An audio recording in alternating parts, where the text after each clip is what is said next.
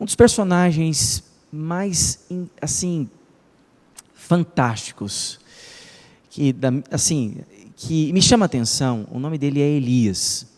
Ele rompeu a história, lá no Velho Testamento, 1 Reis, capítulo 17, e você já ouviu várias vezes a respeito de Elias, já leu também, mas ele simplesmente aparece, né? Lá está esse profeta, ele aparece, e ele já chega dando recado, chegou chegando, não é?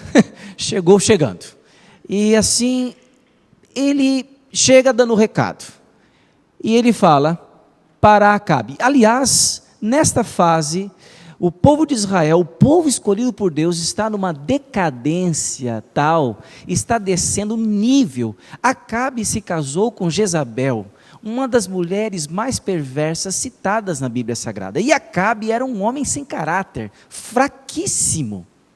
Era um casamento do mal, uma junção do mal, uma coisa horrível aquilo ali. O pai de Acabe, um homenzinho terrível também. E assim foi. Aparece Elias. E esse homem dá um recado: enquanto eu não orar, a chuva não vai cair. Por que o contexto? Eles adoravam um Deus chamado Baal. E na visão deles, tudo bem? A visão deles era o quê? Que adorando a Baal, Baal ia mandar chuva, ia mandar a prosperidade, o sol, tudo mais, a fertilidade, tudo mais. Então, Elias fala: tudo bem, já que vocês adoram a Baal, então o Deus verdadeiro, o Deus de Israel, o meu Deus, o Deus que eu sirvo, Ele não vai derramar a chuva. E se foi? E se você ler esse texto na sua casa, dever de casa, nada mais comer a palavra de Deus, você verá que esse homem foi sustentado pelo próprio Deus, pelos pássaros maravilhosos chamados corvos, carne e pão, até secar o rio. Secando o rio, Deus o manda para uma viúva rica de Israel. Que coisa estranha, né? Quando eu chegar no céu, vou fazer algumas perguntas. Não, mandou para uma viúva estrangeira, pobre, miseravelmente pobre, a ponto de pegar algumas coisas para morrer com seu filho. Mas Deus o manda para essa mulher. Que coisa, né? Ele diz: mas Senhor, por favor, tem tanta gente com mais recursos. Não, vai lá. E uma estrangeira, lá em Serepta. E ele vai. Chegando lá, tem aquele encontro, e você sabe muito bem na história. Deus faz essa mulher prosperar, porque ela obedece à palavra de Deus, e sustenta essa mulher, sustenta Elias. Ela perde o filho, Deus ressuscita o filho, coisas fantásticas acontecem durante 3 anos e meio. E no capítulo 18, ele vai ao encontro de Acabe. Acabe o vê e diz o quê? Perturbador de Israel. Mas quem estava perturbando Israel? Era Elias ou Acabe? Não. Quem estava perturbando Israel? Elias ou Acabe? Acabe. Mas na concepção do pecador, quem é? É você e eu. Nós é que perturbamos este mundo com a mensagem poderosa. Se nós não estamos perturbando o mundo com essa mensagem poderosa, é que nós não estamos orando ainda e não estamos pregando o Evangelho. E a senhora estava certíssima ao responder. Está entendendo? Está entendendo? É porque nós não estamos sacudindo esse mundo ainda. Aonde Paulo pisava, ele fazia tremer. Leia os Atos dos Apóstolos. Leia. Aonde ele pisava, pastorzão, tremia a terra. Não é um terremoto assim. Mas ele era preso, era açoitado, apedrejado e tudo mais. Não era? Por que matavam os profetas? Porque ele perturbava. Não que ele apontava o dedo para as pessoas e acusava. Não. Porque perturba a mensagem do Evangelho. não é agradável. Você está entendendo? A oração poderosa, gente, tudo bem, mas vamos seguir. Elias, ele convoca os profetas de Baal, e eles vêm em um número poderoso. Quantos profetas? Quantos? Isso aí. E eles vêm, em pompa, enfeitados e tudo mais. Vem Elias com a sua roupa bem humilde. E ele faz uma proposta. O fogo tem que descer do céu. Quando você estuda o livro de Jó, o que acontece? Os estudiosos sabem. Você vê o diabo derramando fogo do céu e queimando os animais de Jó. Você acha que o diabo não queria também derramar fogo do céu para queimar o sacrifício e enganar o povo, falando que era Baal que estava derramando fogo? E você acha que o diabo não tem esse, entre aspas, poder para fazer isso? Claro. Você acha que o diabo não tem poder para matar? Então leia o livro de Jó e você verá. Tem. Mas Deus, com seus anjos poderosos, não permitiu, em nome de Jesus. Cadê o amém dessa igreja? Amém poderoso. E Elias. Mas tem uma coisa. Mas antes desse combate, leia a sua Bíblia comigo aqui. E aí eu fico meio frustrado. Capítulo 18, versículo 21 fala assim: Então Elias se chegou a todo o povo e disse: Até quando cocheareis entre dois pensamentos? Você já leu esse texto clássico aqui, mas eu não quero ficar ali só. Se o Senhor é Deus, seguiu, se é Baal, seguiu. Mas aqui na última parte, aqui é frustrante. Qual foi a resposta do povo? Qual foi a resposta do povo? Nada. Não respondeu nada. Isso é frustrante demais. Não teve reação. Nada. Sabe? Não respondeu o apelo. Porém, um povo nada lhe respondeu. Apáticos. Indiferentes. Insensíveis. Nada está acontecendo.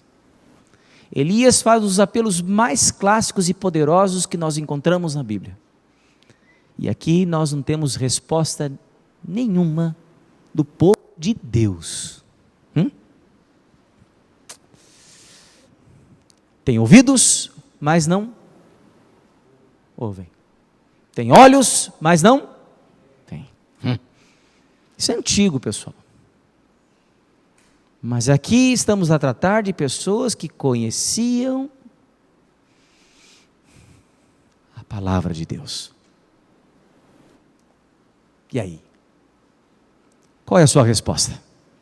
O final nós conhecemos, um final fantástico, fogo desce do céu, quando Elias oferece o sacrifício. Os profetas do mal são mortos, juízo sobre eles. No capítulo 18 ainda, nós temos a oração poderosa de Elias. No capítulo 18, versículos 41 até o 46, Elias por 7 vezes, não que tinha nenhuma nuvem, não tinha nenhuma nuvem no céu, mas ele fala para Acabe: olha, vai lá, se prepare que vai vir uma tempestade. Manda o seu servo para um canto e fala assim: veja se tem nuvem. Não tem nada. E o manda 7 vezes. E ele coloca a sua cabeça entre as pernas e ora. Será que ele fez apenas uma prece ali? Ele clama. Ele não fez uma reza, uma prece. Não decorou nada. Ele derrama o seu coração diante de Deus. Eis aqui o nosso problema. É tanta pressa, tantas atividades, que simplesmente nós repetimos como papagaios.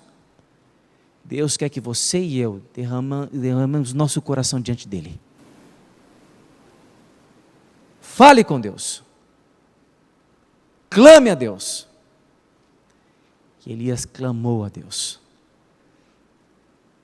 A tal ponto que depois de 3 anos e meio, eu me lembro quando eu estava lá nessa missão, porque eu passei em vários campos, mas ali eu me lembrei, estou me lembrando aqui, quando eu saía de Ijuí, ia para Uruguaiana, foi o primeiro lugar naquele campo. Depois que eu trabalhei aqui, saí de São Paulo, trabalhei aqui no Rio Grande do Sul, na Associação Sul, depois eu fui para a missão, e lá eu fui fazer uma série em Uruguaiana. Em Uruguaiana, eu saí de Juí para Uruguaiana, e houve uma seca aqui no Rio Grande do Sul.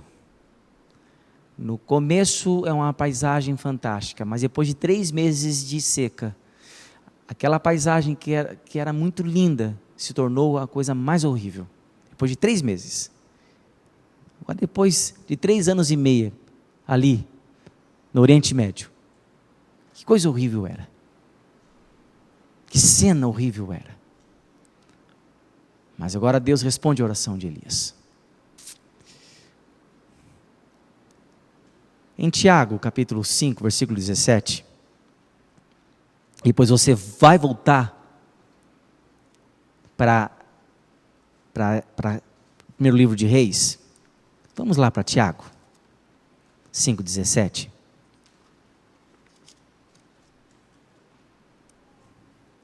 Veja só que interessante.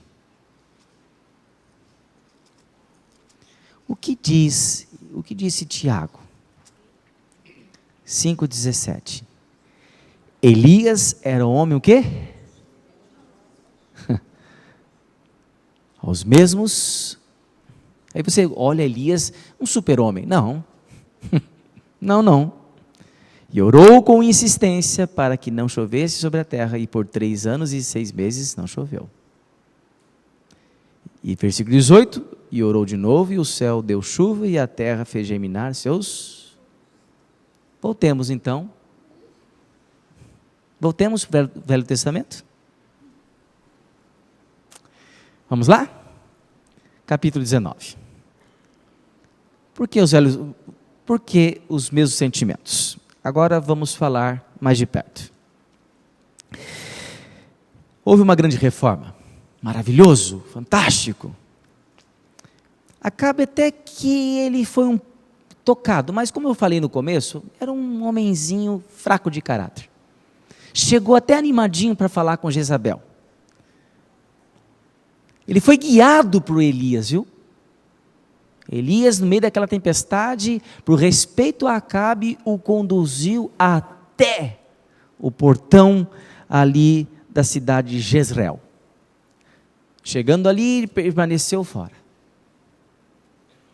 Quando Acabe relatou o evento, o grande evento, os acontecimentos daquele grande dia, Jezabel, dura de coração, disse assim, versículo 2: façam-me os deuses como lhe aprouver, se amanhã a essas horas não fizer eu a tua vida como fizesses a cada um deles. Próximo versículo. Elias, temendo pela sua vida, ele fugiu até Berseba. Sabe quantos quilômetros dá de Jezreel até Berseba? De 140 a 160 quilômetros. Quando te lê, te não tem não sabe muita distância. Olha a distância que ele fugiu. De uma mulher. Uma rainha, né? Correndo, desesperado. Um homem que Deus ouviu a sua oração e derramou o fogo do céu, fugindo de uma mulher que era conduzida por Satanás. E eu me lembrei daquilo que o Antônio leu. O diabo que teme pela oração de um homem justo, de uma mulher justa, agora o campeão da fé foge de uma mulher que é conduzida pelo demônio. Que coisa absurda, né? Você fica assim, veja bem, os grandes pioneiros, grandes patriarcas da igreja, não dessa igreja, da igreja cristã, ele diz assim, cuidado com as reações humanas depois dos esforços humanos. Cuidado das reações. Sabe, quando você tem grandes picos espirituais, você pode ter grandes descidas. Isso é humano. É humano. E agora ele foge. E no versículo 4 entra um contexto bem interessante. E pode falar o seu coração agora. Não conheço muito bem você. E ele mesmo, porém, se foi ao deserto, caminho de um dia, e veio, se assentou debaixo de um zimbro, e pediu para si a morte, e disse: basta, toma agora, ó Senhor, a minha alma, pois não sou melhor do que meus pais. Elias pediu o quê? A morte. Em outras palavras, ele estava em profunda depressão. Foi ao fundo do poço. Como diz o Bulhão, né? Dizia o Bulhão, ou ainda fala o Bulhão, porque está muito bem vivo e graças a Deus. E sempre o Espírito Santo lá, fazia as suas gravações, com o Jefinho, meu grande amigo lá, uma pessoa fantástica. Estou a falar a alguém hoje que está passando um momento de depressão. Saiba você que um dos maiores profetas que esse mundo conheceu também passou por uma grande depressão, a ponto de pedir a morte. Tá? Um homem que pediu a Deus fogo e Deus respondeu. O homem que pediu a Deus para que não chovesse e Deus obedeceu. O homem que pediu a Deus para que chovesse e Deus atendeu. Agora o homem pede a Deus a morte. O homem de Deus. E você, mulher de Deus? E você, homem de Deus? Está depressivo? Então saiba que um dos maiores homens que esse mundo já conheceu também pediu a morte. Mas Deus atendeu? Não. Até hoje Elias está vivo. Sabe? E muito bem vivo lá no céu, porque ele foi arrebatado. Amém? E talvez tu também não morrerás. Amém? O que amém? Fraquíssimo. Tem que dar um amém de gaúcho, tchê, gaúcha. Amém? Amém? Isso. Porque se Jesus voltar daqui uns dias, e se você estiver vivo, você não vai experimentar a morte. Amém. Amém? Isso. Porque você crendo em Cristo, a morte não tem domínio sobre você. Mas mesmo agora, se você crê em Cristo, se você morre, por exemplo, uma bala perdida, um acidente, uma doença, a segunda morte, não. Amém? Ontem mesmo sepultei alguém. Ontem mesmo. Hoje mesmo eu posso morrer. Mas a segunda morte não tem domínio sobre a minha vida. Nem sobre você. Se você está em Cristo Jesus. Cadê o amém? Amém. Graças a Deus, viu, pastor? Elias pediu a morte, mas Deus não atendeu. E sabe quem se apresentou diante desse homem? Porque ele dormiu profundamente. Alguém toca no seu ombro. Ele acorda. Será que é Jezabel? Será que é um soldado? Não, porque essa mulher era miserável. Eu vou te matar. Ela poderia ter te matar. Não. Ela mandou um recadinho. Torturar esse homem. Ele acorda. É Jezabel? Não. Era o anjo do Senhor. Que alguns teólogos acham que era o próprio Senhor Jesus Cristo. Isso é lindo. Para Elias, tem um pãozinho ali, uma aguinha para você comer. O mineiro fala assim, né? Tem ali para você comer. E ele levantou e comeu. Ele estava tão cansado, dormiu de novo. Ele acordou.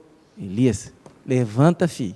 Come novamente, que a caminhada é longa. Ele comeu, levantou e caminhou 40 dias e 40 noites, até Horebe, que é o Monte Sinai.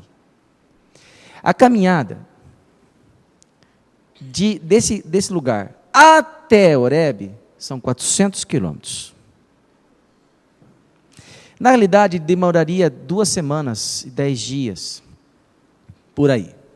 Mas ele demorou 40 dias e 40 noites.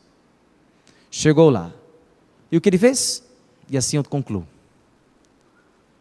Ele foi para dentro de uma caverna. E Deus deixou ele ali, em depressão? Que Deus é este? Que Deus é este? Elias foi se esconder. Deus foi atrás dele. Deus vai atrás de você. Deus vai atrás de mim. Ele não desiste de você. Ele não desiste de você. E assim, ele vai atrás de Elias e faz uma pergunta fantástica. Ele diz assim, versículo 13, última parte. Que fazes aqui, Elias? O que você está fazendo aqui? Eu não te enviei aqui. Aqui não é o seu lugar. Você deveria continuar com a sua missão lá em Jezreel. Quando eu te enviei,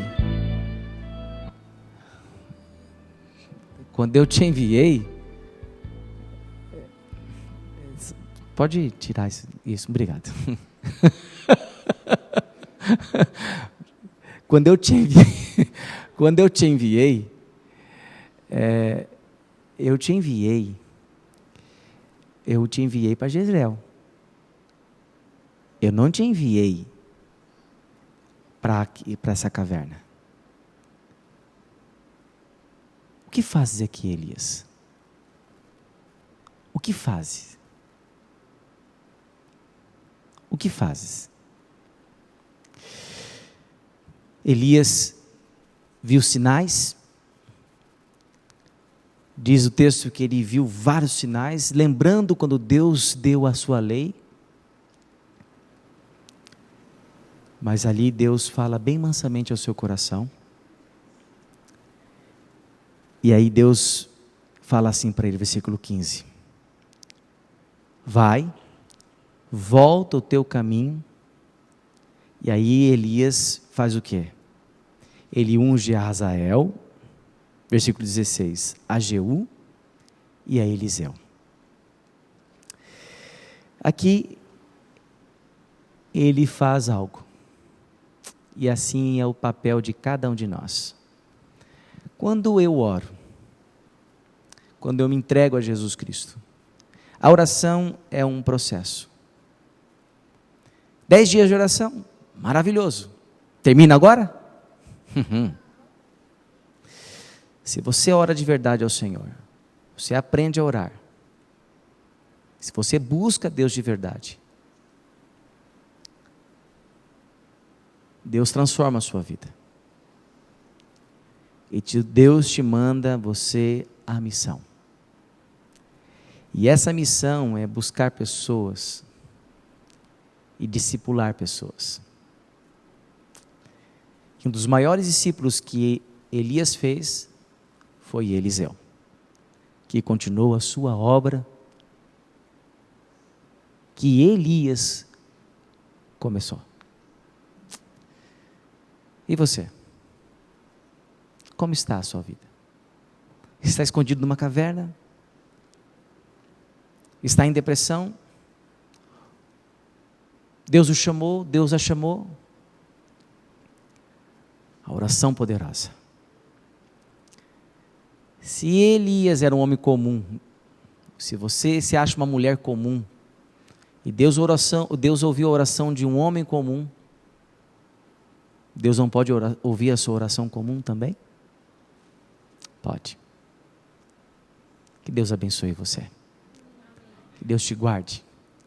E que você confie nesse Cristo que morreu por você na cruz do Calvário. Esse Cristo que ressuscitou por você. Esse Cristo que vai voltar.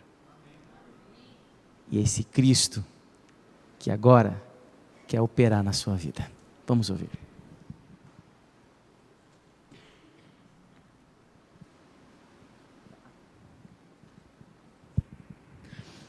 Vamos falar com Deus? Vamos ficar em pé e cantarmos todos juntos essa oração também, né?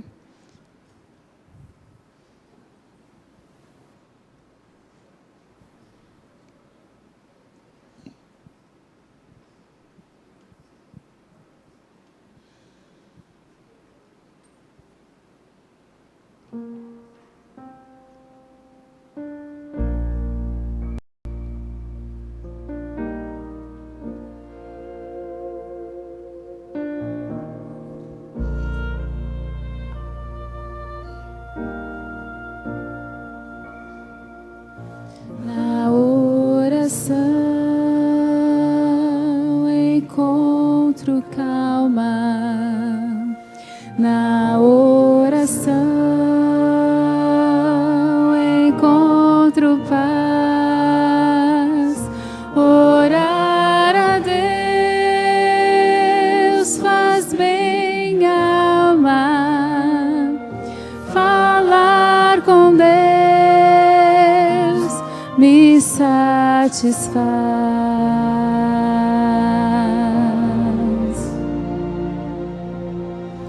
Falar com Deus, que privilégio. Abrir a alma ao Criador,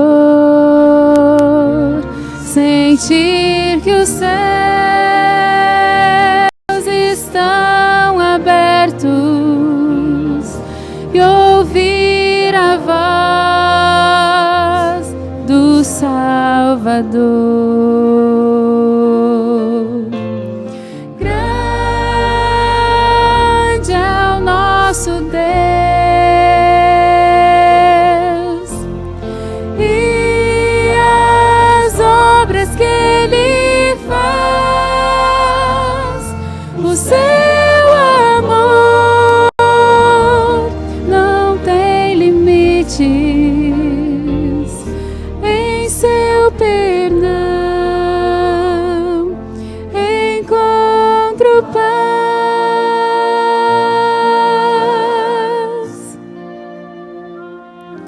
Falar com Deus é o que preciso, pois Ele é fonte de poder. Só nele a vida faz sentido, pois me dá forças pra viver. Grande é o nosso Deus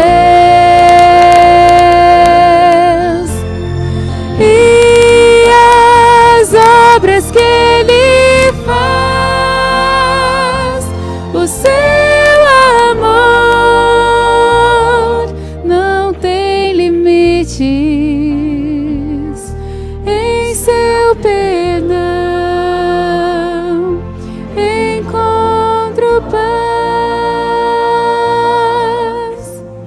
Grande é o nosso Deus e as obras que Ele faz. O seu amor não tem limites,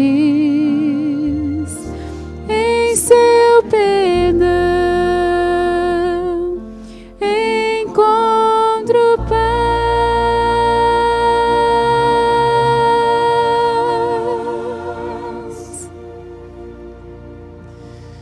Pai Celestial, graças te damos e louvores também, e obrigado por estarmos aqui na tua casa de oração. Que o Espírito Santo continue conosco, que o Senhor possa, meu Senhor, habitar no coração de cada um de nós. Que possamos, Senhor, orarmos com poder, como Elias, um homem comum. E nós também somos pecadores, pessoas comuns, que possamos também aprendermos a orar, como Elias orou. Nos ajude, nos abençoe, em nome de Jesus. Amém. Muito bem, nós queremos agradecer ao pastor Humberto pela inspiração da mensagem que ele compartilhou conosco nesta noite. Amém?